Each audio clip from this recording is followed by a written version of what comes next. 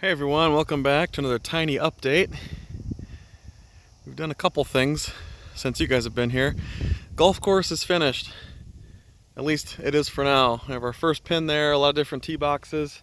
Kind of see the tee boxes I cut into the grass there, and our second pin is way down yonder. And it's been a while since I've updated you guys on the garden. Here it is. Lots and lots of beans right now. We planted green beans, and we have some baby little ones right now. You see that one, not very big.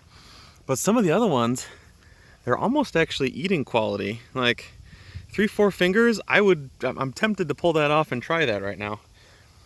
But it's looking like we have a healthy bean crop despite having all these beetles doing damage to the leaves like that. Tons of little bean pods that'll be bigger in a couple days and they'll be ready to pick. The lettuce has exploded. I have enough lettuce here for, I don't know, 50 bowls of Caesar salad, and I only planted one row. It's hearts of romaine lettuce. It's one of the easiest things to grow ever. You just chuck it on the top of the ground, throw some water on it, it's good to go. The onions, you can finally tell they're onions and not just blades of grass. So I weeded those out a couple days ago. Those guys are doing pretty good. The squash, the spaghetti squash, starting to get little bulbs on it. The spinach is pretty much past its prime. It's at the point where it's starting to flower, so I don't really have much of that left. But again, squash is in the corner. Look at it, I got another little one. I mean, that's pretty big. Compared to my hand, that's at least a 3-finger bulb. And there's not just one, there's several. There's another little one down there. The cucumbers are getting there. You can see they're finally starting to flower. I really hope they start climbing my trellis.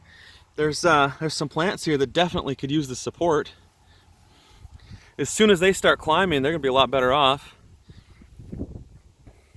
But a little 8x8 garden produces a lot more than you think.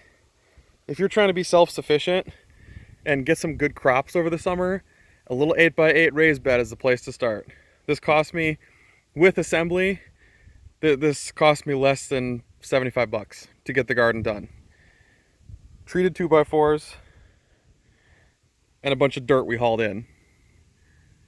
After that, it was literally seeds and water.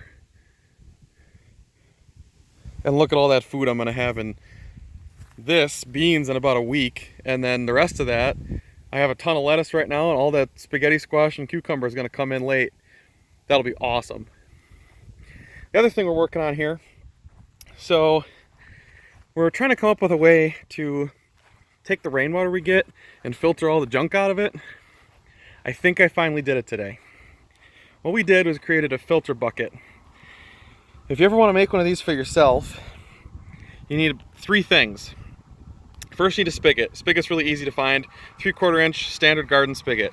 The next thing that's a little harder to find, this kind of gasket is a bulkhead fitting, I believe is what it was called.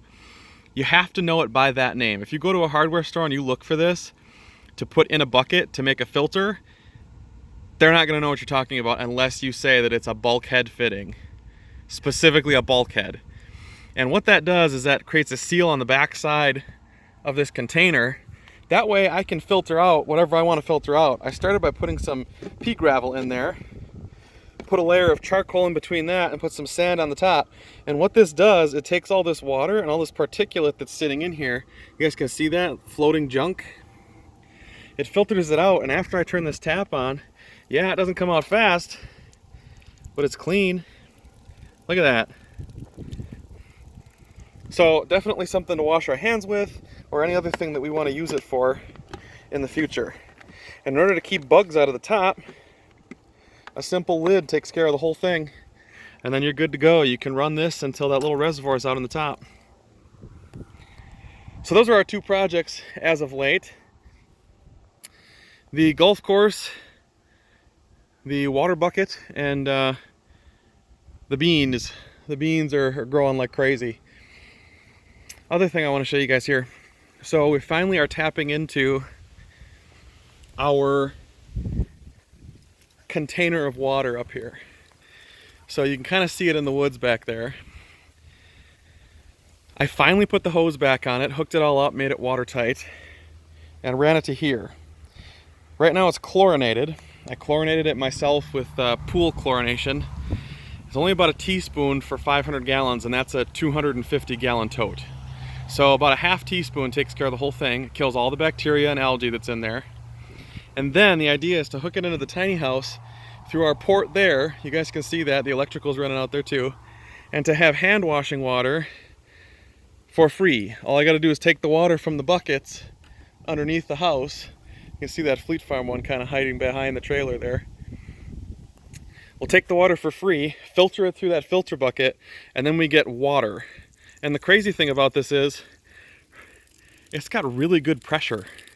Like, I can hold this is as high as I can hold it, and it's still shooting out the top of this thing. The idea with this is to hook it in and use it as hand washing water inside the house.